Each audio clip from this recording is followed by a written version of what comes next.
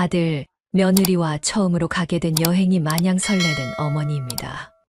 처음으로 아들, 며느리와 여행 가니까 참 좋구나. 피곤하지는 않니?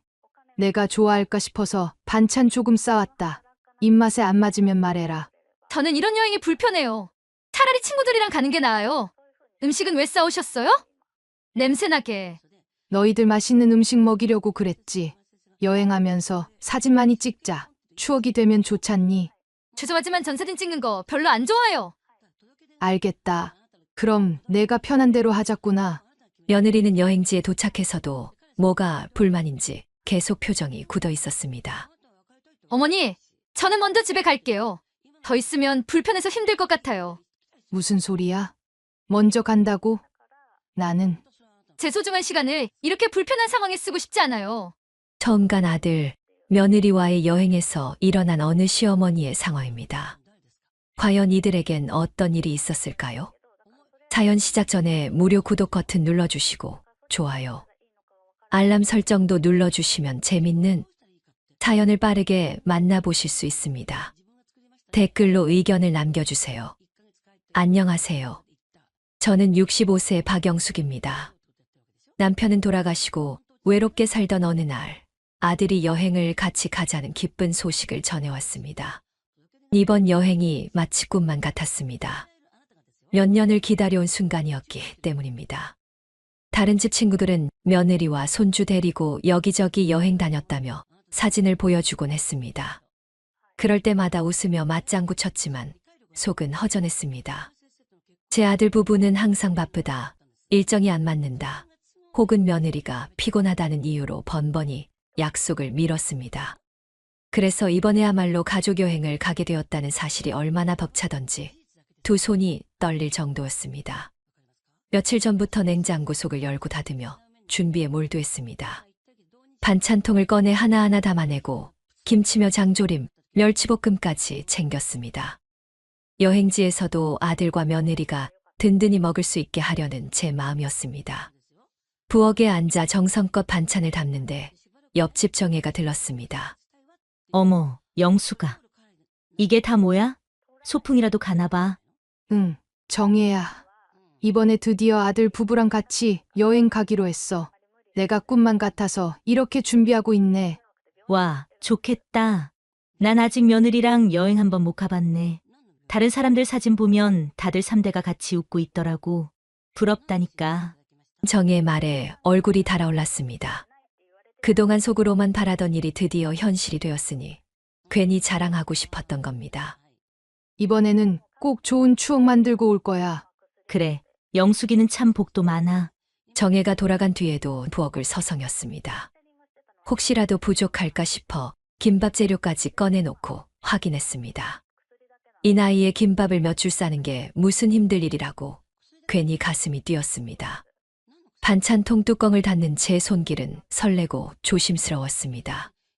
짐을 싸면서는 옛날 생각도 났습니다.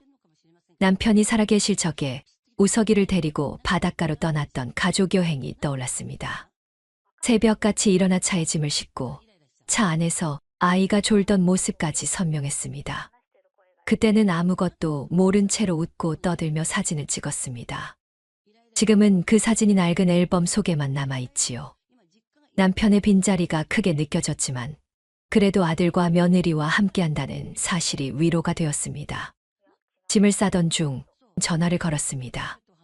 우석아, 내일 몇 시에 출발하는 거니? 아, 엄마 일단 아침 일찍 나가려고 해. 은정이랑 상의해서 알려드릴게요. 그래, 내가 도시락도 준비했으니까 너무 늦지 않게 나가자.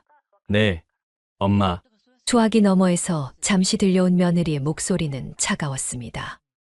여보, 그냥 간단히 먹고 가면 되지. 괜히 챙기실 거 없어요.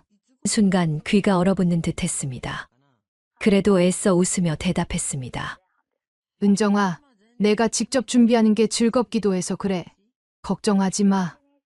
짧게 내라는 대답만 돌아왔습니다. 전화를 끊고 한참을 앉아 있었습니다. 마음 한켠이 살짝 서늘했습니다. 하지만 곧 스스로를 다독였습니다. 괜찮다. 내일 가서 같이 웃고 사진 찍으면 다 좋아질 거야. 밤이 깊어도 옷장을 열었다 닫았다 했습니다.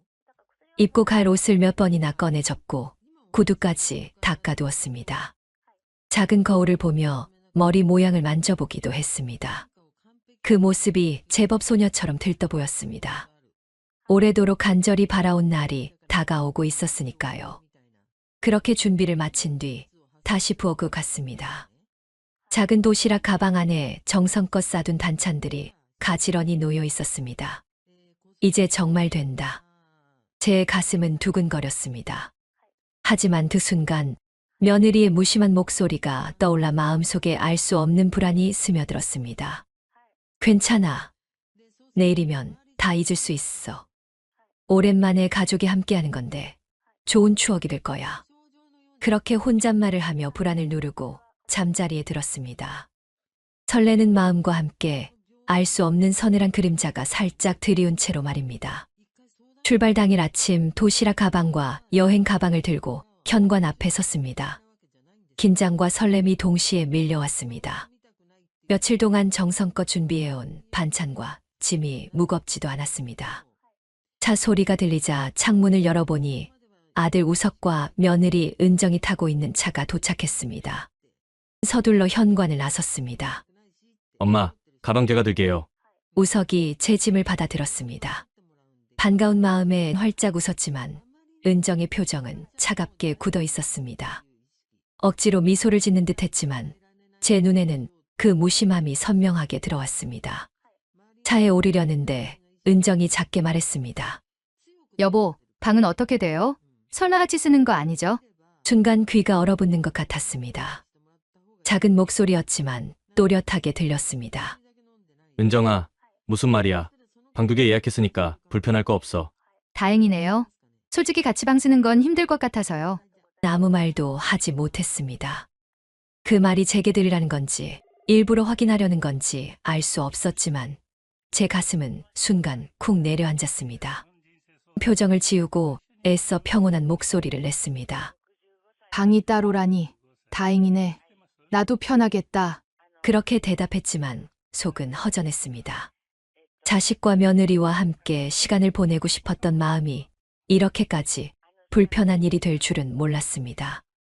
차에 오르기 전 은정이 우석에게 또다시 말했습니다.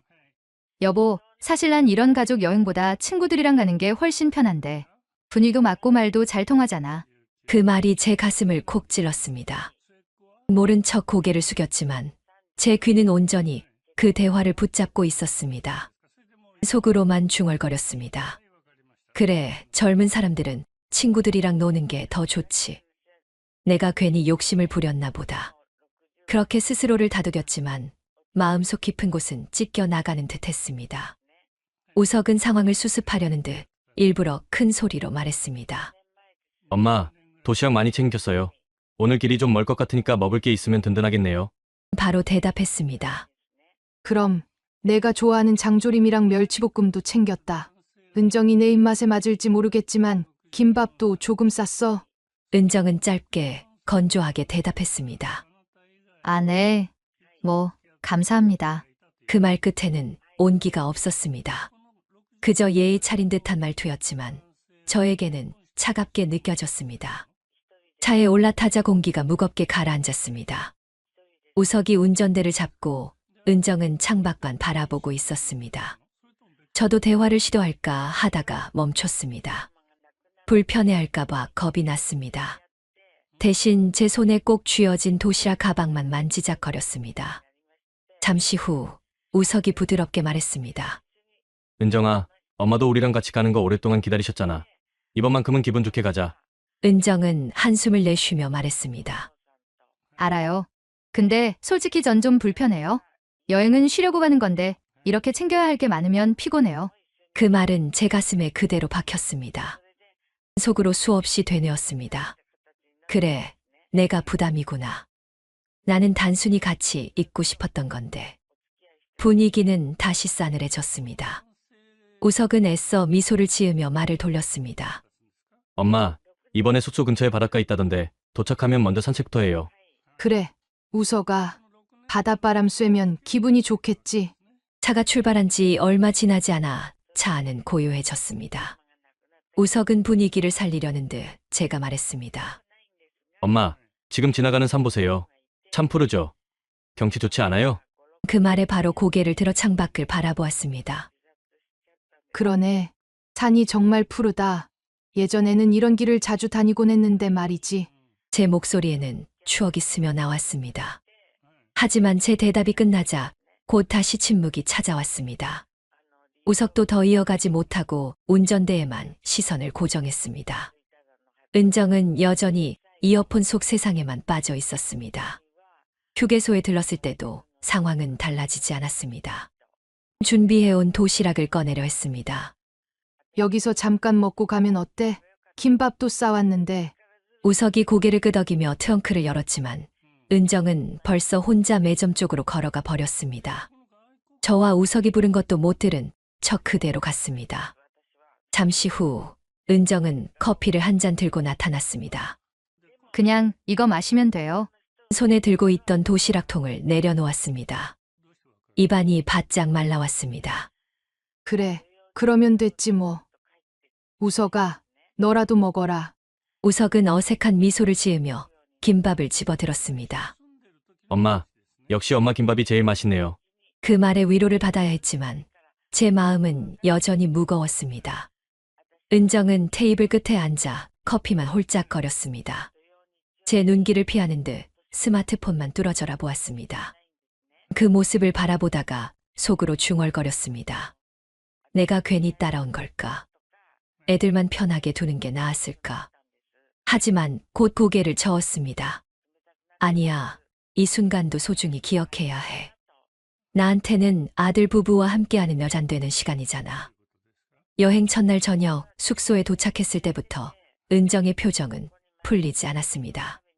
방은 아들과 며느리 그리고 제가 각각 쓸 수 있게 두 개를 잡아두었는데도 은정은 짐을 내리면서부터 불편하다는 기색을 감추지 않았습니다. 내심 이 정도면 괜찮을 텐데 하고 안도했지만 은정은 저녁 식사 자리에서부터 연신 불만을 쏟아냈습니다. 여보, 이 숙소 너무 낡은 거 아니에요? 요즘은 호텔도 많잖아요. 굳이 이런 데서 자야 하나 싶어요. 그 말에 우석은 난처한 얼굴로 대답했습니다. 은정아, 엄마도 같이 계시는데 편하게 지내자. 바닷가랑 가깝고 공도 좋잖아. 나는 솔직히 답답해요. 차라리 친구들이랑 여행 왔으면 훨씬 재밌었을 텐데. 젓가락을 들던 손이 순간 굳어버렸습니다. 제 앞에 놓인 음식이 한순간에 밍밍해지는 듯했습니다. 애써 웃음을 지으며 말했습니다. 은정아, 음식 입에 안 맞니? 내가 아침부터 정성껏 준비한 건데 혹시 부족한 게 있으면 말해줘. 아니요. 그냥 제 입맛이랑은 좀 달라서요. 짧게 툭 던지는 말의 분위기는 더욱 가라앉았습니다. 우석은 허둥대며 다른 화제를 꺼냈지만 은정은 시큰둥한 반응만 보였습니다.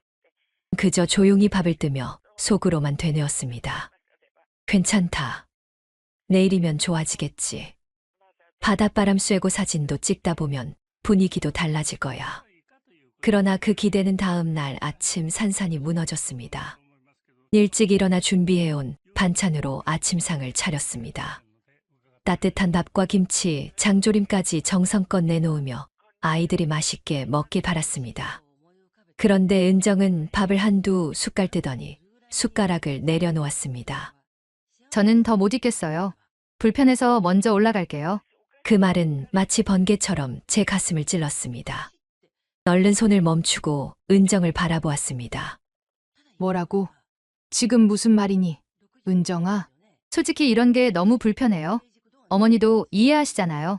제 생활 패턴이랑도 안 맞고 차라리 집에 가서 쉬는 게 나아요. 순간 제 입술이 달싹거렸지만 아무 말도 나오지 않았습니다. 옆에 있던 우석이 당황한 듯 목소리를 높였습니다. 은정아, 지금 와서 그게 무슨 말이야. 엄마도 우리랑 같이 오려고 얼마나 기다리셨는데. 여보, 나 힘들다니까. 어제부터 계속 피곤했어. 나 먼저 갈래. 떨리는 목소리로 말했습니다. 조금만 더 있지. 그러니 우리가 오늘은 근처 시장도 구경하고 바닷가도 나가기로 했잖아. 사진도 같이 찍으면 좋은 추억이 될 텐데. 하지만 은정은 고개를 절레절레 흔들며 단호하게 대답했습니다. 그런 추억 필요 없어요. 불편한데 억지로 있는 게 더 힘들어요. 그 말은 제 심장을 그대로 짓밟는 듯 했습니다. 두 손을 떨며 밥상을 내려다보았습니다. 우석은 한숨을 내쉬더니 결국 은정 편을 들고 말았습니다. 엄마, 은정이 힘들다잖아요. 그냥 오늘 먼저 올라가게 하고 우리도 일찍 마무리하는 게 낫겠어요. 우석아, 너까지 왜 그러니? 여행을 가자고 한 건 내가 아니었니? 내가 얼마나 기다렸는데. 제 목소리는 끝내 떨리며 흐려졌습니다. 그러나 우석은 제 눈을 피한 채 은정의 짐을 챙겨 차로 옮겼습니다. 은정은 무심하게 손을 털고 차에 올라탔습니다.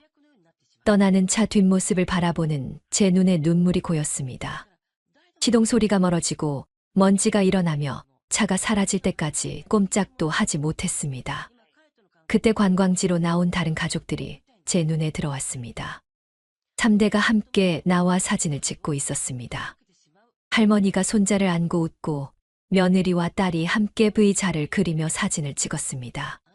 그 웃음소리는 제 가슴을 갈라놓는 듯 했습니다. 홀로 서서 그 모습을 오래 바라보다가 결국 고개를 숙였습니다. 왜 우리 집은 이럴까? 내가 뭘 잘못했을까? 대답 없는 질문만 가슴속에서 맴돌았습니다. 허무함과 모멸감이 한꺼번에 밀려왔습니다. 손에 남아있던 도시락 가방을 꼭 움켜쥐었습니다. 무게는 가벼웠지만 제 마음은 그보다 훨씬 무겁게 짓눌려 있었습니다.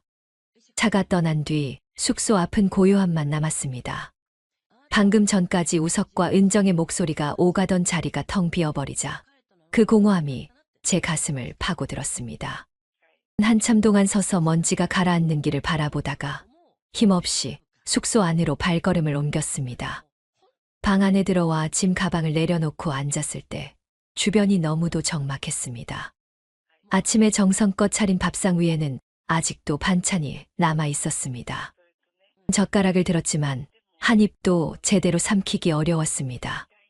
그토록 아껴서 준비한 음식이었는데 홀로 먹으니 밍밍하고 쓸쓸했습니다. 내가 이 나이에 이 꼴을 보려고 그렇게 기대를 했던 걸까? 김밥 한 줄을 억지로 삼키고는 더는 손이 가지 않았습니다. 음식보다 먼저 쓴 맛이 목을 막았습니다. 젓가락을 내려놓고 손등으로 눈가를 훔쳤습니다. 괜찮다. 여기까지 온 게 어디냐. 그래도 바다도 보고 산책도 하면 기분이 풀리겠지. 스스로를 다독이며 숙소를 나섰습니다. 관광지 거리를 걷는 동안 사람들 웃음소리가 사방에서 들려왔습니다. 가족 단위로 3, 4모 모여 사진을 찍고 아이들은 뛰놀았습니다. 천천히 걸으며 그런 풍경을 바라봤습니다. 마음 한켠이 더 허전해졌습니다. 바닷가에 도착하니 파도 소리가 귀에 와닿았습니다. 바람은 시원했지만 제 마음은 무겁기만 했습니다. 잠시 눈을 감으니 오래전 남편과 함께했던 기억이 떠올랐습니다. 아직 젊던 시절 남편이 아이를 안고 바닷가를 걸어가던 모습, 파도에 젖은 바짓단을 보며 웃던 장면이 선명히 그려졌습니다. 그 시절에는 가족이 제 곁에 있다는 사실만으로도 든든했습니다. 그런데 지금은 가족이 곁에 있어도 멀고 아예 없는 것처럼 허전했습니다. 기념품 가게 앞을 지나며 작은 바람개비가 제 눈에 들어왔습니다. 색색의 바람개비들이 돌고 있었습니다. 무심코 하나를 집어들었습니다. 점원이 다가와 말을 건넸습니다. 혼자 여행이세요? 기념품은 같이 오신 분들이랑 맞춰 사면 더 재미있는데요. 당황스러워 잠시 말을 잇지 못했습니다. 애써 웃으며 대답했습니다. 아, 네. 그냥 혼자 구경 왔어요. 하지만 그 순간 눈가가 뜨겁게 젖어들었습니다. 눈물을 삼키며 바람개비를 내려놓았습니다. 자리에서 물러나 작은 의자에 앉았습니다. 주머니 속 휴대전화를 꺼내 우석에게 전화를 걸었습니다. 신호음이 길게 울렸습니다. 그러나 끝내 받지 않았습니다. 다시 걸어도 마찬가지였습니다. 제 손끝은 떨렸고 눈앞은 흐려졌습니다. 나를 두고 떠나면서 최소한 걱정이라도 해줄 줄 알았는데 이제는 아들의 목소리조차 들을 수 없다는 사실이 너무도 서러웠습니다. 바닷바람을 맞으며 한참을 앉아 있었습니다. 주변 사람들의 웃음소리가 멀리서 울려 퍼지는 동안 제 가슴에서는 깊은 구멍이 뚫린 듯한 허무함만 남아 있었습니다. 그날 저녁 숙소에 돌아와서도 방 안은 조용했습니다. 텅 빈 침대와 남아있는 짐들이 저를 조롱하는 것 같았습니다. 불 꺼진 방에 앉아 작은 반찬통을 다시 열었습니다. 그러나 젓가락은 끝내 움직이지 않았습니다. 그때 제 마음속에서 분명한 목소리가 울렸습니다.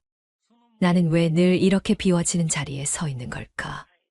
누구보다 헌신하며 살아왔는데 돌아오는 건 이 고요함 뿐이라니. 그날 밤 베개를 꼭 끌어안고 끝내 흐르는 눈물을 막지 못했습니다. 다음 날 아침 숙소 식당에 내려갔을 때 다른 투숙객들로 북적였습니다. 가족 단위로 온 사람들이 많아 여기저기서 웃음소리가 터져 나왔습니다. 조용히 구석 자리에 앉아 따뜻한 차를 한 잔 시켰습니다. 김이 모락모락 올라오는 찻잔을 두 손으로 감싸쥐었지만 마음은 여전히 차갑게 얼어 있었습니다. 그때 제 앞 테이블에 앉아있던 또래 부부가 먼저 말을 걸어왔습니다. 어머님 혼자 여행 오셨어요. 잠시 머뭇거리다 억지 웃음을 지었습니다. 아, 네. 아들 부부랑 같이 왔는데 사정이 좀 생겨서요. 그 부부는 놀란 듯 눈을 크게 떴습니다. 저희는 며느리랑 같이 오신 줄 알았어요. 방 앞에서 뵀을 때 짐이 많아 보이길래 가족끼리 오신 줄 알았는데. 손사래를 치며 웃는 척했지만 속으로는 가슴이 쿵 내려앉았습니다. 그들의 말이 칼날처럼 마음을 찔렀습니다. 에이, 뭐. 같이 오긴 했는데 지금은 제가 혼자 남았네요. 제 목소리는 애써 담담한 척했지만 떨리고 있었습니다. 부부는 서로를 바라보다가 조심스럽게 물었습니다. 혹시 며느리분이 먼저 올라가셨나요? 순간 대답이 막혔습니다. 하지만 결국 고개를 끄덕이며 말했습니다. 예, 불편하다면서 먼저 집으로 가버렸습니다. 그저 같이 시간을 보내고 싶었을 뿐인데. 그 말을 내뱉는 순간 제 눈가가 다시 젖어들었습니다.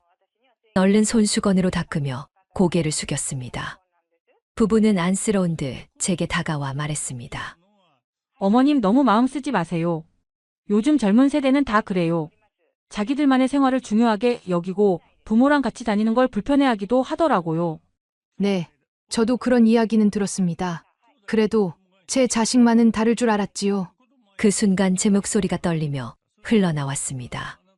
부부는 조용히 고개를 끄덕이며 위로했습니다. 그래도 어머님 덕분에 아드님이 이렇게 크신 거고 결국은 다 마음속으로 감사해야 할 겁니다. 너무 상심하지 마세요. 그 말을 듣고 고개를 끄덕였지만 속으로는 허무함이 더 커졌습니다. 내 자식만은 다를 거라 믿고 살았는데 결국 남들과 다를 바가 없구나 라는 생각이 제 가슴을 옥죄었습니다. 식당을 나와 복도에 들어서자 창밖으로 햇살이 비쳤습니다. 따뜻한 빛이었지만 제 가슴에는 서늘한 바람만 불었습니다. 천천히 계단을 오르며 혼잣말을 했습니다. 내가 평생을 바쳐 키운 아들인데 결국 저렇게 멀어질 줄이야. 불편하다는 말 한마디에 모든 게 무너져 내리네. 방 안에 들어와 침대에 앉자 아들의 어린 시절 모습이 떠올랐습니다. 손을 꼭 잡고 학교에 가던 날, 제 품에서 잠들던 모습, 아플 때 밤새도록 옆을 지키던 기억이 파도처럼 밀려왔습니다. 그런 아들이 지금은 제 마음보다 아내의 불편함을 먼저 챙기는 사람이 되어 있었습니다.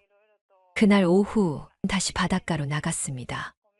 바람은 여전히 시원했고 파도는 어제와 똑같이 밀려오고 있었습니다. 하지만 제 눈에 비친 바다는 전혀 다르게 보였습니다. 가족들과 웃으며 걸었던 추억이 사라지고 혼자 외로이 걷는 그림자만 길게 드리워졌습니다. 사람들 무리 속에서 3대가 함께 손을 잡고 사진 찍는 모습을 또 보게 되었습니다. 잠시 멈춰서서 그 장면을 바라보았습니다. 그들의 웃음소리 속에서 제 귀에는 은정이 했던 차가운 말이 다시 울려 퍼졌습니다. 불편해서 먼저 올라갈게요. 그 자리에 서서 눈을 감았습니다. 그리고 다시금 다짐하듯 속으로 말했습니다. 다시는 이런 기대를 하지 말아야겠다. 내 자식도 며느리도 결국은 나를 불편해하는 사람들이구나. 그날 저녁 숙소로 돌아와 창문을 열어두고 오래도록 바람 소리를 들었습니다. 위로를 받았지만 그 위로가 오히려 제 마음을 더 허전하게 만들었습니다. 기대가 무너진 자리에는 더 깊은 상실감만 자리 잡았습니다. 여행에서 돌아와 집에 앉아 있는데 속이 부글부글 끓어올라 도저히 가만히 있을 수가 없었습니다. 옆집 김정혜가 마당을 쓸다 제게 다가와 환하게 웃으며 말했을 때는 더 견딜 수가 없었습니다. 어머, 영수가. 여행 잘 다녀왔어? 며느리랑 같이 다녀오니 얼마나 좋아. 나도 그런 날이 오면 좋겠네. 억지로 웃으며 대답했습니다. 응, 뭐, 잘 다녀왔어. 하지만 그 순간 제 가슴은 땅속으로 꺼져내렸습니다. 복이 많다니 그 말이 가시처럼 붙였습니다. 결국 결심했습니다. 이렇게는 못 넘긴다. 아들 집에 직접 가서 따져야겠다. 그대로 버스에 몸을 싣고 아들 우석의 집 앞으로 향했습니다. 초인종을 누르니 문이 열리고 며느리 은정이 휴대폰을 보다가 힐끗 저를 쳐다봤습니다. 어머님, 무슨 일이세요? 갑자기 오시고. 집 안으로 들어서며 말했습니다. 은정아, 내가 오늘은 그냥 못 넘어가겠다. 어떻게 나를 두고 먼저 가버릴 수 있니? 내가 몇 년을 기다린 여행인데. 은정은 팔짱을 끼고 비웃듯 말했습니다. 어머님, 솔직히 말씀드릴게요. 어떤 며느리가 시어머니랑 여행 다니는 걸 좋아하겠어요? 친구들이랑 가는 게 훨씬 편해요. 시댁이랑 같이 있는 건 숨 막히는 일이에요. 제 귀가 멍해졌습니다. 순간 숨이 막혀 가슴이 덜컥 내려앉았습니다. 뭐라고? 그럼 나랑 간 며칠이 내겐 그저 고역이었단 말이냐? 은정은 눈 하나 깜짝하지 않았습니다. 네, 솔직히 불편했어요. 그래서 먼저 온 거예요. 어머니도 혼자 잘 계셨잖아요. 바다도 보고 그 정도면 됐죠? 치를 떨며 말했습니다. 너는 너희 친정엄마랑은 잘도 다니더라. 사진 올리는 건 내가 못 본 줄 아니? 친정엄마랑은 해외여행도 가고 호텔 뷔페도 가고 손 꼭 잡고 웃더라. 그런데 나는 뭐가 그렇게 불편하다는 거니? 내 시어머니는 사람도 아닌 거냐? 은정은 입술을 삐죽 내밀고 도리어 성을 냈습니다. 그건 제 친정엄마잖아요. 당연히 편하죠. 그런데 시댁은 다르죠. 왜 같은 취급을 하세요? 제가 어머니랑까지 즐겁게 다녀야 할 이유는 없잖아요. 그 말에 제 눈에서는 불이 일듯 치밀어 올랐습니다. 바로 그때 우석이 거실에서 나왔습니다. 무슨 소리야 지금? 은정아, 그만 좀 해. 하지만 그의 목소리는 힘이 없었습니다. 아들을 똑바로 노려봤습니다. 우석아, 내가 아들이라면 내 아내가 이런 소리를 할 때 말려야 하는 거 아니냐? 내 눈앞에서 내 어머니를 이렇게 모욕한데도 입을 다물고 있을 거냐? 우석은 당황한 듯 고개를 떨구었습니다. 엄마, 그냥 은정이 말투가 좀 그렇지. 마음은 그게 아니야. 그러자 은정이 끼어들며 더 세게 말했습니다. 아니에요. 마음도 그래요. 앞으로도 시댁이랑 여행 가고 싶지 않아요. 불편하고 피곤해요. 차라리 각자 가는 게 나아요. 여행비는 보태드릴게요. 이게 솔직한 제 마음이에요. 그 말은 제 가슴을 산산조각 내는 듯 했습니다. 치를 떨며 목소리를 높였습니다. 내가 며느리라는 사람이 어쩜 그리도 뻔뻔하냐? 그렇다고 너희들끼리 가면 어쩌니? 나를 버려두고 둘이만 가버리면 내가 뭘 느끼겠니? 너희는 나를 사람 취급도 안 하는구나. 은정은 전혀 미안해하지 않고 오히려 더 당당했습니다. 저희가 왜 어머니 기분만 생각해야 해요? 저희 인생도 있잖아요. 불편해서 먼저 온 거고 그게 뭐가 그렇게 잘못됐다는 건데요. 제 목소리는 떨렸습니다. 우석아, 내 아내가 이런 말을 하는데도 가만히 있으면 아들이냐? 내 아내 눈치만 보다가 결국 내 엄마를 이렇게 내팽개치는 게 자랑스럽냐? 그러나 우석은 손으로 머리를 감싸주며 한숨만 쉬었습니다. 엄마, 제발 그만하세요. 괜히 싸움만 커지잖아요. 더 이상 그 집에 서 있을 수 없었습니다. 눈물이 왈칵 쏟아지려 했지만 끝까지 참으며 현관을 나섰습니다. 귀에서 은정이 중얼거리는 소리가 들렸습니다. 앞으로는 그냥 각자 다니는 게 나아요. 저도 제 인생이 더 소중하니까요. 그 말을 끝까지 들은 채 현관문을 닫았습니다. 집으로 돌아오는 길은 한없이 길고 어두웠습니다. 집에 도착해 이불을 끌어안고 누웠지만 눈물이 멈추질 않았습니다. 베개가 흠뻑 젖을 때까지 흐느끼며 스스로를 다그쳤습니다. 내가 누구를 위해 살아왔나. 내 아들은 결국 아내 편만 들고 며느리는 나를 불편하다 욕하는구나. 그날 밤 단 한숨도 자지 못했습니다. 차라리 여행지에서 혼자 남겨졌을 때보다 더한 모멸감이 가슴을 짓눌렀습니다. 그날 밤 집으로 돌아와 신발도 벗지 않은 채 의자에 털썩 주저앉았습니다. 방 안은 고요했지만 제 마음은 폭풍우가 몰아치는 듯 요동쳤습니다. 며느리 은정의 막말이 계속 귀에 맴돌았습니다. 어떤 며느리가 시어머니랑 여행 다니는 걸 좋아하겠어요? 불편해서 먼저 간 거예요. 그 뻔뻔한 얼굴이 떠올라 가슴이 다시 뜨겁게 치밀었습니다. 천천히 방 한 구석에 있는 서랍을 열었습니다. 그 안에는 오래도록 건드리지 않던 통장이 차곡차곡 쌓여 있었습니다. 하나하나 꺼내 책상 위에 올려놓으니 제 지난 세월이 고스란히 펼쳐지는 듯했습니다. 떨리는 손으로 통장을 펼쳐보며 혼잣말을 했습니다. 내가 누구를 위해 이렇게 악착같이 살아왔나? 다 너희들 잘 되라고 허리 휘도록 모은 건데. 눈물을 닦으며 창가에 앉아 밖을 바라봤습니다. 마침 옆집 김정혜가 며느리와 손주랑 손잡고 집에 들어오는 모습이 보였습니다. 환하게 웃는 얼굴, 그 모습에 제 가슴이 시리게 저려왔습니다. 다른 집 딸들은 부모님을 모시고 여행을 다니며 함께 추억을 쌓는다는데 나는 오히려 버림받은 꼴이 되었으니 이게 무슨 인생인가 싶었습니다. 그 순간 문득 생각이 스쳤습니다. 내가 왜 이 재산을 그들에게 다 줘야 하지? 나를 불편하다 하고 먼저 가버린 며느리에게 왜 내가 애써 모은 걸 다 넘겨야 하냐? 마음이 점점 굳어졌습니다. 분노와 서러움 속에서 처음으로 제 인생을 제 손으로 지켜야겠다는 결심이 차오르기 시작했습니다. 지금까지는 아들을 위해서라면 제 모든 걸 내어주는 게 당연하다 믿었지만 이제는 아니었습니다. 이제는 제 노후와 제 마음을 위해 써야 할 때라는 생각이 강하게 들었습니다. 통장을 하나하나 정리하며 목소리를 낮게 내뱉었습니다. 이제부터는 내 인생 내가 지킨다. 나를 불편하다 하는 사람들에게 더는 기대하지 않겠다. 너희에게는 한 푼도 맡기지 않을 거다. 그 다짐은 제 속을 뜨겁게 달궜습니다. 눈물로 얼룩진 얼굴 위로 서서히 단단한 의지가 새겨졌습니다. 깊은 한숨을 내쉬며 통장을 다시 꾹꾹 눌러 담았습니다. 그 순간 제 안에 오랫동안 묶여있던 사슬이 끊어지는 것 같았습니다. 며칠을 고민한 끝에 결국 모든 걸 정리했습니다. 변호사 사무실을 찾아가 증여 계획을 철회하고 집과 통장을 제 이름으로 다시 단단히 묶었습니다. 일부는 사회에 기부할 계획을 세웠고 일부는 제 노후 자금으로 돌렸습니다. 이제부터는 내 인생 내가 지킨다. 라는 다짐을 수십 번 되뇌며 서류를 꾹꾹 눌러 담았습니다. 어느 날 오후 현관문이 요란하게 열리더니 아들 우석과 며느리 은정이 함께 들어섰습니다.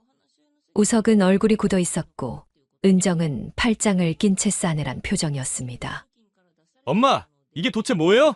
우석이 제 손에 들린 통장을 가리키며 물었습니다. 뭐가? 집이랑 통장 다 정리했다면서요. 왜 저희한테 한마디도 안 하고 이런 일을 하세요?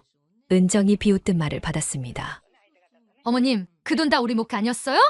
우리한테 주신다고 다들 알았는데 갑자기 왜 이러세요? 저희 기만하시는 거예요? 그동안 꾹꾹 눌러 담았던 분노가 폭발하는 걸 느꼈습니다. 차갑게 그녀를 바라보며 말했습니다. 너 지금 내가 무슨 소리 하는지 아니? 내가 평생 허리 기도록 모은 돈이 내 몫이 된다는 걸 누가 정했니? 은정은 팔짱을 더 세게 끼며 목소리를 높였습니다. 그럼 뭐예요? 시어머니가 아들 위해 모은 돈이 결국 누구한테 가야 해요? 저희가 당연히 받을 줄 알았죠? 그런데 이런 식으로 뒤통수를 치시면 어쩌자는 건데요? 그 순간 제 안에 쌓인 지난 여행의 기억들이 한꺼번에 터져 나왔습니다. 은정아, 너는 너희 친정엄마랑은 해외도 같이 가고 호텔 뷔페도 가고 사진 올리며 웃더라. 나는 뭐가 그렇게 불편해서 둘째 날 아침 나를 두고 가버렸니? 내가 얼마나 그 여행을 기다렸는지 알았을 텐데. 은정은 눈 하나 깜짝하지 않고 되받아쳤습니다. 어떤 며느리가 시어머니랑 여행 다니는 걸 좋아하겠어요? 솔직히 그 몇 날 며칠 지옥 같았어요. 저도 제 인생이 있어요. 불편해서 먼저 온 게 뭐가 그렇게 큰 죄예요? 한 발짝 다가서며 떨리는 목소리로 말을 이었습니다. 불편. 그럼 너희끼리만 가버린 건 편했니? 나를 그렇게 두고 가면서 내가 며느리라 할 수 있니? 내가 평생을 아들만 바라보고 모은 돈을 그런 내게 왜 줘야 하니? 이 집도 이 통장도 이제 내 거다. 너희는 한 푼도 못 가져간다. 우석이 그제야 저를 말리려 했습니다. 엄마, 은정이 말투가 좀 그렇지만 마음은 아들을 향해 손을 들며 말을 잘랐습니다. 우석아, 이제 그만해라. 나는 더 이상 너희에게 기대하지 않을 거다. 너도 똑같아. 은정은 끝까지 뻔뻔했습니다. 정말 이럴 거예요? 그렇게 모은 돈 결국 우리한테 올 줄 알았는데 지금 와서 딴소리예요? 저희가 무슨 죄를 지었는데요? 눈을 치켜뜨고 단호하게 대답했습니다. 죄. 내 마음을 무시하고 나를 버린 게 죄다. 불편하다는 내 입에서 나온 말. 그게 내 본심이지. 그럼 나도 내 본심을 말하마. 이제부터는 내 인생 내가 지킨다. 너희 둘 다 내 재산에 기대하지 마라. 순간 거실이 조용해졌습니다. 우석은 고개를 숙였고 은정은 말을 잃은 듯 저를 노려봤습니다. 그들 앞에 더 이상 미안한 척하지 않았습니다. 대신 꾹꾹 눌러 담았던 울분을 내뱉으며 속이 시원해지는 걸 느꼈습니다. 이제 돌아가라. 오늘 이 얘긴 여기서 끝이다. 나는 더 이상 너희에게 끌려다니지 않는다. 문을 열어젖혔고 둘은 아무 말도 못하고 나가야 했습니다. 현관문이 닫히는 소리와 함께 집 안에 고요가 찾아왔습니다. 하지만 그 고요 속에서 제 가슴은 처음으로 해방감을 맛보고 있었습니다. 며칠이 흘렀습니다. 집안은 고요했지만 제 마음은 더 단단해져 있었습니다. 그날 둘 앞에서 했던 제 말이 조금도 후회되지 않았습니다. 오히려 속이 시원하고 제 스스로가 살아있다는 확신을 느꼈습니다. 그런데 며칠 만에 초인종이 울렸습니다. 문을 열자 우석과 은정이 나란히 서 있었습니다. 은정은 눈가에 화장을 진하게 했지만 그 속에 짜증이 배어 있었고 우석은 한껏 굽신거리는 태도로 들어왔습니다. 엄마, 저희가 지난번에 너무 흥분해서 말을 심하게 했어요. 은정이도 후회하고 있어요. 우석이 머뭇거리며 말을 꺼냈습니다. 은정은 억지 웃음을 지으며 말했습니다. 어머님, 제가 그날은 속이 답답해서 괜히 그랬던 거예요. 평소 마음은 그렇지 않아요. 용서해 주시면 안 될까요? 두 사람을 가만히 바라보다가 차갑게 고개를 저었습니다. 너희 말이 후회 같으냐? 나는 내 입에서 어떤 며느리가 시어머니랑 여행 다니고 싶어 하겠냐는 말이 아직도 생생하다. 그게 내 진심 아니니? 은정의 입술이 파르르 떨렸습니다. 저도 사람인데 순간적으로 불편하다고 한 거죠. 그걸 그렇게 오래 담아두세요? 단호히 대답했습니다. 그 순간 말이 내 가슴에 비수로 꽂혔다. 너는 내 인생에서 가장 큰 상처를 준 사람이다. 나는 너는 너희에게 기대도 의지할 마음도 없다. 내가 후회하는지 아닌지는 이제 중요하지 않다. 우석이 안절부절 못하며 제 손을 잡으려 했습니다. 엄마, 그래도 가족인데 너무 선을 긋지 마세요. 앞으로 잘할게요. 한 번만 기회를 주세요. 손을 뿌리치며 말했습니다. 기회는 이미 수없이 줬다. 내가 며느리 편만 들며 나를 외롭게 만들 때마다 나는 마음속으로 참았다. 하지만 이제 끝이다. 너희가 내 인생의 짐이 되는 건 오늘로 족하다. 두 사람은 더 붙잡을 말이 없는 듯 고개를 떨궜습니다. 결국 울상으로 집을 나갔습니다. 현관문이 닫히자 허공에 대고 혼잣말을 했습니다. 이제야 숨통이 트인다. 며칠 후 옆집 친구 정혜가 저를 찾아왔습니다. 영수가 표정이 환해졌네. 무슨 좋은 일 있어? 웃으며 대답했습니다. 이제는 나를 불편하다 하는 사람들 곁에서 애써 눈치 보며 살지 않으려고. 정혜는 제 손을 잡고 말했습니다. 그래, 잘했어. 나도 며느리랑 어쩌다 여행 다녀오면 속만 상해. 우리끼리 가자. 친구끼리 다니면 훨씬 편하고 즐겁지. 그날 이후 정혜와 함께 작은 여행을 다니기 시작했습니다. 가까운 바닷가에도 갔고 산사에도 다녀왔습니다. 버스를 타고 두런두런 이야기 나누며 사진도 찍고 길거리 음식을 사 먹으며 웃음을 터뜨렸습니다. 그 순간순간이 얼마나 가슴 벅찬지 모릅니다. 바람이 불어오는 바닷가에 저는 속으로 중얼거렸습니다. 이제는 누구의 짐도 아닌 나 자신을 위한 길을 간다. 뒤돌아보니 제 옆에는 오랜 친구가 있었고 제 마음은 그 어느 때보다 가벼웠습니다. 아들 부부가 아닌 진심으로 존중해주는 사람과 함께하는 여행에서 처음으로 해방감을 느꼈습니다. 사연 들어주셔서 감사합니다. 영상 보시고 어머니의 행동이 잘못됐다고 생각하신다면 댓글로 의견을 남겨주세요. 다음 영상에서도 재밌는 사연이 기다리고 있습니다. 무료로 누를 수 있는 구독과 좋아요, 알람 설정을 눌러주시면 다음 영상을 더 빨리 만나보실 수 있습니다. 아이고, 허리가 왜 이렇게 아프지? 어머니, 제발 그 아프단 소리 좀 하지 마세요. 지겨워 죽겠어요. 기영아, 나는 그냥 혼잣말 한 거야. 우리 엄마는 아파도 아프다 소리 한 번 안 해요. 좀 본받으세요. 나는 너희들 부담스러울까봐 아프다 소리 한 번 제대로 못했어. 무슨 말씀이세요? 지금 하고 있잖아요. 아프면 혼자 택시 타고 병원에 가세요. 아니면 친구분이랑 가던가. 하긴 어머니는 친구가 없죠. 그 간격에 옆에 있을 친구가 없겠죠? 저는 가족이니까 옆에 있는 거예요. 아프신 시어머니에게 며느리가 지겹다고 하네요. 도대체 이 가족에는 무슨 일이 있는 걸까요? 사연 시작 전에 무료 구독 버튼 눌러주시고 좋아요, 알람 설정도 눌러주시면 재밌는 사연을 빠르게 만나보실 수 있습니다. 사연 들어보시고 어머니의 행동이 잘못됐다고 생각하신다면 댓글로 의견을 남겨주세요. 안녕하세요. 저는 윤정미, 올해 68살입니다. 제 이름을 부를 때마다 제 인생이 그 안에 다 녹아있는 것 같아요. 정미라는 이름은 참 곱지만 제 삶은 한 번도 곱게 흘러간 적이 없었습니다. 남편은 제가 아직 40도 되기 전에 세상을 등졌습니다. 그날 이후 저는 혼자가 되었지요. 갓 30이 넘은 여자가 혼자 어린 아들을 데리고 살아간다는 게 얼마나 힘든 일인지 겪어보지 않은 사람은 모를 겁니다. 아들을 먹이고 입히기 위해 저는 뭐든 했습니다. 새벽에는 시장에서 채소를 날랐고 낮에는 식당에서 접시를 닦았습니다. 밤에는 청소 용역을 다니기도 했습니다. 피곤해 눈을 뜨지 못할 정도여도 아이 얼굴만 보면 다시 힘이 솟았습니다. 기현이가 초등학교 운동회에서 제 손을 붙잡고 말했죠. 엄마, 나는 꼭 공부 열심히 해서 엄마 편하게 해줄 거야. 그 말 한마디에 저는 하루 종일 땀에 절어도 웃을 수 있었습니다. 그렇게 악착같이 살다 보니 어느새 제겐 친구가 없더군요. 늘 일터와 집만 오가니 누군가와 허물없이 지낼 기회조차 없었습니다. 하지만 저는 후회하지 않았습니다. 남에게 피해 주지 않고 내 식구 잘 건사하면 그게 최고라고 믿었습니다. 그래서 제게는 자존심 하나 있었습니다. 나는 남에게 폐 끼치지 않는다. 그것이 제 삶의 원칙이었습니다. 세월이 흘러 아들은 장성했고 저는 이제 환갑을 넘겼습니다. 그러나 나이 앞에서는 그 어떤 자존심도 소용이 없더군요. 여기저기 쑤시고 아픈 데가 많아졌습니다. 밤마다 다리에 쥐가 나서 바닥을 서성이고 허리 통증에 주저앉기도 했습니다.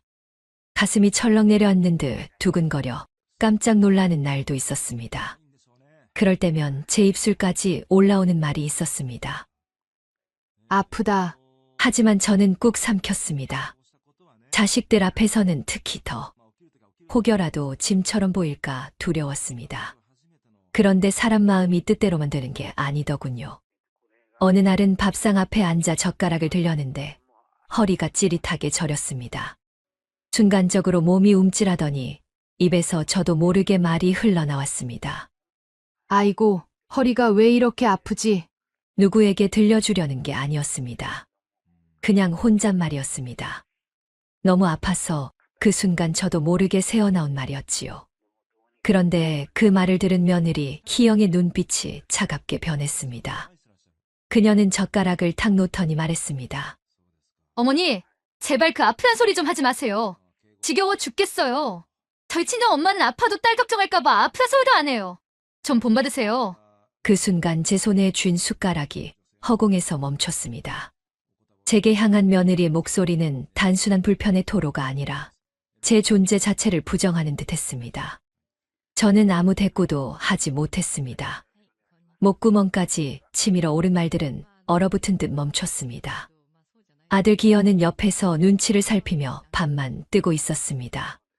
제 편을 들어줄 거라 기대한 건 아니지만 최소한 나를 향한 그 차가운 말에 한마디라도 해주길 바랐습니다. 그러나 아들은 침묵했습니다. 그 침묵이 오히려 제 마음을 더 깊이 후벼 팠습니다. 그날 밤 집에 돌아와 앉아 있는데 문득 이런 생각이 들었습니다. 나는 평생 남에게 피해 끼치지 않으려 꾹 참고 살았는데 겨우 흘러나온 몇 마디 혼잣말이 이렇게 지겹다 소리를 들을 만큼 큰 잘못이란 말인가. 제 눈가가 뜨겁게 젖어들었습니다. 며느리가 한 말은 거기서 끝나지 않았습니다. 그녀는 친정엄마 이야기를 꼭 덧붙였습니다. 우리 엄마는 아프다 소리도 안 해요. 그 말이 제 가슴에 비수처럼 꽂혔습니다. 물론 저는 알고 있었습니다. 며느리가 말한 친정엄마는 아프다 소리 한마디 하지 않아도 희영은 작은 기침에도 달려가 모시고 다닌다는 것을요.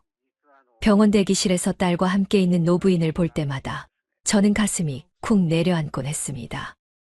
내 팔자에 딸이 없으니 이렇게 사는 거지. 저는 늘 그렇게 스스로 위로했습니다. 며느리의 그 말 이후 저는 더욱 입을 닫았습니다. 아파도 아프다 하지 않았습니다. 하지만 몸은 제 마음을 배려해주지 않았습니다. 하루는 시장을 다녀와 허리가 끊어질 듯해 부어 의자에 털썩 주저앉았습니다. 저도 모르게 또 말이 흘러나왔습니다. 아이고, 왜 이렇게 허리가 쑤셔? 그 말이 입 밖으로 나온 순간 저는 스스로를 탓했습니다. 또 말했구나. 또 며느리 귀에 들어가겠지. 그러나 이미 늦었습니다. 며느리의 눈빛이 얼음처럼 차갑게 저를 꿰뚫고 있었으니까요. 그날 저녁 저는 이불을 덮고 누워 천장을 바라봤습니다. 몸은 천근만근인데 마음은 그보다 더 무겁게 내려앉아 있었습니다. 자식들에게조차 내 아픔을 말하지 못한다면 내 인생은 도대체 누구와 나눌 수 있을까? 눈물이 목으로 차올라 꿀꺽 삼켰습니다. 며느리의 차가운 말이 제 귀에 남아있던 그 무렵부터 저는 병원 갈 일이 더 잦아졌습니다. 하지만 아들 부부에게는 단 한 번도 함께 가자고 말하지 않았습니다. 내가 괜히 귀찮은 존재로 보이면 어쩌나, 또 지겹다는 소리를 들으면 어쩌나. 그런 마음이 앞서서였지요. 그래서 저는 늘 혼자 병원에 갔습니다. 병원 대기실에 앉아 있으면 제 옆에는 늘 누군가의 딸이 있었습니다. 팔짱을 끼워주며 엄마, 조금만 기다려. 금방 진료 들어갈 거야. 다정하게 속삭이는 딸, 차트를 대신 내밀며 의사에게 꼼꼼히 묻는 딸. 그 모습을 보고 있자면 제 가슴이 서서히 조여왔습니다. 저는 손가락을 꼼지락거리며 혼잣말처럼 중얼거렸습니다. 딸이 있었다면 나도 저렇게 웃으면서 병원 올 수 있었을까? 그 말은 제 안에서 오래 울림이 되어 맴돌았습니다. 진료를 마치고 나오는 길, 친구에게 자랑하는 이야기 소리가 들렸어요. 그는 웃으며 말했습니다. 우리 딸이 휴가 내고 나랑 건강검진 같이 가준다니까 이렇게 든든할 수가 없어. 역시 딸 키우길 잘했어. 그 순간 제 목소리는 굳어 있었습니다. 아이고, 부럽네. 나야 뭐 혼자 다니는 게 익숙하지. 말은 그렇게 했지만 속으로는 눈물이 쏟아질 것 같았습니다. 집에 돌아와 거울을 봤습니다. 창백한 제 얼굴이 낯설게 다가왔습니다. 제가 이렇게 지쳐 있는데도 기현이와 희영이 앞에서는 늘 태연한 척해야 했습니다. 내가 힘들다 말하면 저 사람들은 또 나를 짐처럼 볼 거야. 그런 생각이 목구멍까지 차올라 말을 막아버렸습니다. 며칠 뒤 동네에서 이미순 여사를 만났습니다. 그는 시장에 장을 보러 왔다가 제 얼굴을 보자마자 인상을 찌푸렸습니다. 언니, 얼굴이 왜 그래? 어디 아파? 저는 손사래를 쳤습니다. 아니야, 별일 없어. 그냥 나이 들면 다 그렇지 뭐. 그러자 미순 여사는 눈을 가늘게 뜨며 말했습니다. 언니, 나는 언니가 평생 참아온 거 알아. 근데 그렇게 다 삼키고 살면 언니만 손해야. 아프면 아프다고 해야지. 왜 꼭 자식 눈치만 보면서 살아? 그 말에 가슴이 뜨끔했지만 저는 끝내 고개를 저었습니다. 밤이 되어 혼자 누웠을 때 미순 여사의 말이 귓가를 떠나지 않았습니다. 아프면 아프다고 해라. 하지만 저는 감히 그러지 못했습니다. 자식들에게 상처 주기 싫다는 마음과 이미 지겹다 소리를 들었다는 상처가 뒤엉켜 저를 더 올가매고 있었습니다. 그날 이후 저는 스스로를 더 닫아버렸습니다. 아침이면 진통제를 챙겨 먹고 저녁이면 파스 냄새로 방안이 가득 찼습니다. 그런데도 기현과 희영이를 만나면 저는 아무렇지 않은 얼굴로 웃었습니다. 엄마, 괜찮아요? 아들이 물어보면 저는 꼭 이렇게 대답했습니다. 그럼 괜찮지. 너희나 잘해라. 그 말 끝에 씁쓸한 웃음이 묻어나오는 걸 아들은 눈치채지 못했습니다. 그러던 어느 날 길에서 사돈댁을 만났습니다. 그는 두 손 가득 딸이 사다 준 반찬을 들고 있었습니다. 활짝 웃으며 말했습니다. 우리 딸이 새벽에 일어나서 이거 해줬어요. 나 아프다고 하니까 바로 달려왔지 뭐예요. 저는 억지로 웃었습니다. 좋으시겠네요. 딸 가진 게 복이지요. 그러나 집에 돌아와 반찬 뚜껑을 열어보니 비어있는 냉장고가 서글프게 보였습니다. 제겐 그런 딸이 없으니까요. 저는 점점 더 작아지는 기분이 들었습니다. 내 존재가 며느리 눈에는 불편한 그림자일 뿐이라면 나는 어디에 기대야 할까? 아들에게마저 솔직할 수 없다면 나는 누구에게 기대야 하나? 내 마음은 그렇게 구석으로 몰려갔습니다. 그러면서도 저는 애써 자식들을 두둔했습니다. 희영이가 아직 젊으니까, 애도 없고 바쁘니까. 기현이도 회사 일에 지쳐서 그럴 거야. 그렇게 합리화를 했습니다. 하지만 마음 한구석에서는 뼈저린 허무함이 고개를 들고 있었습니다. 그 허무함은 점점 분노로 변하고 있었습니다. 왜 나는 평생 참기만 하며 살아야 할까? 왜 내 아픔조차 남에게는 귀찮음으로 들려야 할까? 그날은 별다른 일 없이 조용히 지나가는 듯 했습니다.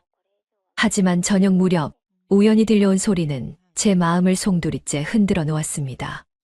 아들 집에 반찬을 전해주고 돌아가려는데 거실 문틈 사이로 낮게 울리는 대화 소리가 새어 나왔습니다. 저는 그 자리에 멈춰 섰습니다. 나가려면 곧장 현관으로 향했어야 했지만 발걸음이 떨어지지 않았습니다. 내 이름이 오가는 걸 귀가 먼저 붙잡아 버린 겁니다. 내 얘기 같아. 무슨 말일까? 순간 심장이 두근거렸습니다. 현관문 앞에 서 있었지만 제 귀는 이미 방 안으로 빨려 들어가고 있었습니다. 거실에서는 희영이의 날선 목소리가 퍼지고 있었습니다. 아니, 어머니는 도대체 왜 이렇게 아픈 데가 많아? 만날 때마다 어디가 안 좋다고 하시잖아. 우리 보고 뭐 어쩌라는 거야? 그냥 조용히 혼자 병원에 다니시지. 순간 숨이 턱 막혔습니다.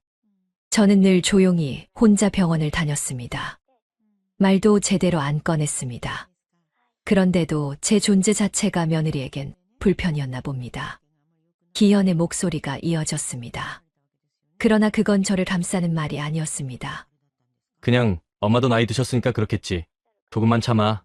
짧고 무책임한 말이었지요. 그 말에 희영은 더 목소리를 높였습니다. 참아? 오히려 왜 참아야 돼? 결혼한 아들, 며느리한테 의지하려는 거, 그것도 정이야. 차라리 취미 생활을 하시든가, 친구를 만나든가. 하긴 그 성격의 친구도 없겠지. 그러니까 결국 우리한테 매달리는 거 아니야? 그 순간 제 머릿속이 하얘졌습니다. 친구도 없겠지. 그 말이 제 가슴을 파고들었습니다. 맞습니다. 저는 평생 남한테 피해 주지 않으려 살다 보니 가까운 친구 하나 없습니다. 그런데 그것을 제 며느리가 비아냥처럼 내뱉다니. 그 말이 내 자식 입에서 나왔다면 차라리 견딜 수 있었을지도 모릅니다. 그러나 며느리 입에서 흘러나온 그 말은 칼끝처럼 제 심장을 찔렀습니다. 그들의 대화는 멈추지 않았습니다. 우리가 가족이니까 받아주는 거지. 남이었으면 벌써 관계 끝났을 거야. 희영의 말이 방 안을 메웠습니다. 가족이라서 받아준다니. 저는 온몸이 얼어붙는 것 같았습니다. 내가 가족에게 짐이 되었구나. 내 아픔조차 가족이라는 이름 앞에서 견뎌야 하는 무게였구나. 제 눈가가 뜨겁게 젖어들었습니다. 발걸음을 떼려 했지만 다리의 힘이 풀려 한동안 문 앞에 서서 꼼짝도 못했습니다. 그 순간 제 안에서 수십 년간 눌러두었던 기억들이 밀려왔습니다. 남편이 세상을 떠나고 홀로 아이를 키우며 거친 세상을 버텨낸 시간들. 어린 기현이 제 손을 꼭 잡으며 했던 말. 엄마, 내가 크면 엄마 지켜줄게. 그 순수한 눈망울이 떠올랐습니다. 그런데 지금 제 앞에서 아들은 제 편이 아니었습니다. 오히려 아내의 말에 맞장구를 치며 제 존재를 무겁게 여기고 있었습니다. 내가 자식을 잘못 키운 걸까? 평생을 바쳐 키운 내 아들이 결국 내 마음을 이렇게 짓밟는구나. 제 속에서 울음이 북받쳤습니다. 그러나 그 울음은 소리조차 내지 못한 채 목구멍에서 막혔습니다. 밖은 이미 어둠이 내려앉아 창문에 희미한 불빛만이 반짝였습니다. 저는 현관 앞에 서서 그 불빛을 멍하니 바라보았습니다. 세상은 여전히 돌아가는데 제 세상은 그 순간 멈춰버린 것 같았습니다. 마침내 용기를 내어 발걸음을 옮겼습니다. 마치 도둑처럼 조심스레 현관문을 열고 인기척조차 내지 않고 밖으로 나왔습니다. 바람이 차갑게 얼굴을 스쳤습니다. 그러나 그보다 차가운 것은 제 가슴속이었습니다. 집으로 돌아오는 길, 거리는 분주했습니다. 아이들 웃음소리, 가게 불빛, 사람들의 발자국 소리가 뒤엉켜 있었습니다. 그런데 그 모든 소리가 제겐 멀게만 느껴졌습니다. 사람들 틈에 서 있는 내가 오히려 세상에서 가장 고립된 사람 같았습니다. 집에 도착하니 정막이 제 등을 눌렀습니다. 불을 켜기도 쉬웠습니다. 캄캄한 방 안에 앉아 혼잣말처럼 중얼거렸습니다. 내가 그렇게 짐인가? 내가 그렇게 지겨운 존재인가? 그 말이 메아리처럼 방 안을 울렸습니다. 그때 문득 낮에 만났던 이미순 여사의 얼굴이 떠올랐습니다. 언니, 참지 마. 그렇게 다 삼키고 살면 언니만 병나. 그녀의 말이 귀를 스쳤습니다. 하지만 지금 제게는 그마저도 위로가 되지 않았습니다. 오히려 더 아프게 다가왔습니다. 내가 뭘 참아야 하는 걸까? 내가 평생 참은 게 다 무슨 소용이었을까? 제 눈가에서 눈물이 주르르 흘렀습니다. 그러나 울음소리는 끝내 나오지 않았습니다. 집안은 조용했고 그 정막 속에서 제 심장은 무겁게 내려앉아 있었습니다. 그날 이후 며칠 동안 저는 마치 사람의 껍데기만 남은 듯 지냈습니다. 집안은 적막했고 제 마음은 더 깊은 어둠 속으로 가라앉아 있었습니다. 밥상 위에는 식은 국만 놓여 있었고 젓가락은 손에 잘 잡히지도 않았습니다. 입맛이 없다는 말조차 누구에게도 할 수 없었습니다. 괜히 입을 열었다간 또 지겹다는 소리를 들을까 두려웠으니까요. 저녁 무렵 창가에 앉아 멍하니 어두워지는 하늘을 바라보고 있는데 문득 초인종 소리가 울렸습니다. 문을 열자 이미순 여사가 서 있었습니다. 그의 손에는 시장에서 사온 듯한 두부와 파 한 단이 들려 있었습니다. 언니, 얼굴이 왜 그래? 며칠 사이에 늙은 것 같아.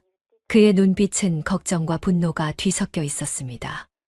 저는 억지로 웃어 보였습니다. 괜찮아. 나이 드니 원래 그렇지. 하지만 제 목소리는 떨렸습니다. 미순 여사는 거실에 앉자마자 한숨을 내쉬었습니다. 나 다 들었어. 며느리가 언니한테 뭐라 했는지. 그 말에 제 심장이 철렁 내려앉았습니다. 어떻게? 말을 잇기도 전에 그는 손사래를 쳤습니다. 이 동네에 비밀이 어디 있어? 벽에도 귀가 있다는 말이 그냥 나온 줄 아나. 저는 얼굴이 화끈 달아올랐습니다. 남에게 내 치부가 드러난 것 같은 부끄러움과 서러움이 동시에 몰려왔습니다. 미순 여사는 제 손을 꼭 잡았습니다. 언니, 평생 남 눈치만 보며 산 거 내가 다 알아. 남편 먼저 보내고 혼자 아들 키운 게 어디 쉬운 일이야. 그런데 이제 와서 며느리한테 그런 소리를 듣고도 또 참아? 그럴 만큼 언니가 못 산 사람이야? 그 말이 제 가슴에 파문처럼 번졌습니다. 그럴 만큼 내가 못 산 사람인가 스스로에게 되묻고 있었습니다. 저는 낮은 목소리로 중얼거렸습니다. 그래도 기현이가 눈치 보잖아. 괜히 나 때문에 부부싸움 하면 어쩌나 싶어. 그러자 미순 여사가 손뼉을 탁 치며 말했습니다. 아이고, 언니. 그렇게 다 참고 살다 병나는 거야. 자식이 언니 편 안 들어주는데 언니가 왜 자식 편만 들어? 그게 무슨 부모 자식이야. 언니, 이제 똑같이 해줘. 똑같이. 그 순간 제 안에 오래된 기억 하나가 떠올랐습니다. 젊은 시절 장터에서 억울하게 돈을 덜 받았는데도 그냥 넘어갔던 일. 그때도 괜히 싸움 만들지 말자 하고 참았었습니다. 그 결과는 어땠느냐? 남들은 호구로 여기며 더 얕잡아 봤습니다. 지금의 상황도 다르지 않았습니다. 내가 참는 게 미덕인 줄 알았는데 결국 나를 짓밟게 만든 건 내 인내였구나. 이미순 여사의 목소리가 다시 제 귓가를 파고들었습니다. 언니, 며느리한테 빌려준 돈 있잖아. 1억. 그거 꼭 받아내. 세상에 자식이라고 그냥 넘어가면 바보 되는 거야. 차용증 있지? 저는 고개를 끄덕였습니다. 오래전 아들 부부가 집 살 때 빌려간 돈. 그때는 당연히 갚을 줄 알았습니다. 하지만 기한은 훌쩍 지났고 그들은 모른 척하고 있었습니다. 저는 마음속으로 언젠가 갚겠지 하며 넘어갔습니다. 그런데 지금 돌이켜보니 그게 제 잘못이었습니다. 언니, 이번엔 가만히 있지 마. 며느리가 아프다 소리 지겹다 했지. 그럼 며느리도 아프다 소리하면 언니도 똑같이 해줘. 그리고 돈은 반드시 받아내. 그래야 언니가 살지. 이미순 여사의 말은 차갑지만 따뜻했습니다. 그 속에는 제가 미처 깨닫지 못했던 힘이 담겨 있었습니다. 창밖에서는 바람이 불어와 커튼을 살짝 흔들었습니다. 저는 그 바람 소리를 들으며 마음속으로 결심이 조금씩 서는 걸 느꼈습니다. 이제는 더 이상 참기만 해선 안 되겠다. 나를 지켜야 한다. 내가 내 인생을 지켜야 한다. 그날 밤 오랜만에 제 눈에서 눈물이 흘렀습니다. 그러나 그 눈물은 단순한 서러움의 눈물이 아니었습니다. 억눌려 있던 제 안의 분노와 자존심이 다시 피어오르는 눈물이었습니다. 저는 스스로에게 다짐했습니다. 이제는 달라져야 한다. 더는 만만한 어머니, 불편한 짐 취급받지 않겠다. 며칠 뒤 이상하게도 희영이 얼굴이 창백해 보였습니다. 평소에는 화장으로 번듯하게 꾸미던 사람이었는데 그날따라 눈 밑이 어두워 보였고 입술마저 말라 있었습니다. 저는 처음엔 모른 척했습니다. 하지만 만날 때마다 그녀가 연거푸 한숨을 쉬며 아유, 머리가 지끈거려 죽겠네. 중얼거리는 걸 들었습니다. 순간 제 귀에 번개처럼 스친 말이 있었습니다. 아프다 소리 좀 하지 마세요. 지겨워 죽겠어요. 그날 며느리의 싸늘한 목소리가 그대로 되살아났습니다. 저는 입술을 꾹 깨물었습니다. 이제는 달라져야 한다. 미순이 말처럼 똑같이 해줘야 한다. 저는 무심한 얼굴로 희영을 바라보다가 일부러 툭 내뱉듯 말했습니다. 너는 어떻게 만날 때마다 아프다고 하니? 지겹다. 순간 희영의 얼굴이 얼어붙었습니다. 입술이 파르르 떨리더니 소리를 높였습니다. 어머니, 지금 저한테 뭐라고 하셨어요? 저는 눈 하나 깜짝하지 않았습니다. 그렇게 아프면 택시 불러서 병원 가든가 아니면 내가 그렇게 자랑하는 친정엄마한테 데려다 달라고 하던가. 그 말에 희영은 할 말을 잃은 듯 입을 벌린 채 저를 노려봤습니다. 한참 동안 말을 못하더니 겨우 목소리를 쥐어짜냈습니다. 어머니, 지금 그게 할 소리예요? 제가 아프다는데. 저는 피식 웃으며 말을 잘랐습니다. 나도 아팠다. 근데 너는 뭐라 했니? 아프단 소리 지겹다고 했잖아. 내 친정엄마 본받으라며. 그래, 내가 그때 한 말 지금 그대로 돌려주는 거야. 희영은 얼굴이 새빨개져 있었습니다. 그러더니 갑자기 목소리를 높였습니다. 저는요, 제 친정엄마 걱정돼서 그러는 거예요. 어머님 왜 그렇게 우리한테만 매달리시냐고요. 저희도 힘든데 맨날 아프다, 아프다, 귀에 딱지가 안 들 정도로 들려주면 저희가 뭘 어쩌고요? 그 억지스러운 소리에 제 속이 부글부글 끓어올랐습니다. 저는 단호하게 받아쳤습니다. 너네 둘이 집에서 나 욕하는 거 다 들었어. 뭐, 내 성격에 친구도 없다고? 너희가 가족이라서 받아준다고? 내가 뭘 받아줬는데? 자주 찾아오지도 않으면서 남처럼 지내는 주제에. 희영은 움찔했지만 이내 다시 큰 소리 쳤습니다. 어머니, 진짜 너무하시네요. 어떻게 며느리한테 그런 말을 하실 수 있어요? 너야말로 시어머니한테 어떻게 그런 말을 했니? 내 친정엄마한텐 안색이 조금만 안 좋아도 달려가면서 나는 혼자 병원 다니라고 내팽개치고 그게 내 본심이잖아. 잠시 정적이 흘렀습니다. 그때 기현이 퇴근해서 들어왔습니다. 그는 두 사람 사이의 팽팽한 공기를 느끼고는 당황스레 물었습니다. 무슨 일이야? 왜 이렇게 소리가 커? 희영은 곧장 남편에게 달려가 소리쳤습니다. 여보, 어머니가 나한테 아프다 소리 지겹다. 친정엄마한테 가라고 하셨어. 마치 세상에서 가장 억울한 사람인 듯 울먹이는 표정까지 지었습니다. 저는 담담히 기현을 바라봤습니다. 기현아, 내 아내가 나한테 했던 말을 그대로 해준 것뿐이다. 내 눈으로 봤잖아. 그때 넌 아무 말도 안 했지. 기현의 얼굴은 당혹스러움으로 굳어졌습니다. 그는 무슨 말을 해야 할지 몰라 우물쭈물했습니다. 희영은 곧장 반격에 나섰습니다. 아니, 그렇다고 해서 며느리한테 똑같이 말하는 게 어디 있어요? 전 진짜 충격이에요. 어떻게 저한테 그렇게 모질게.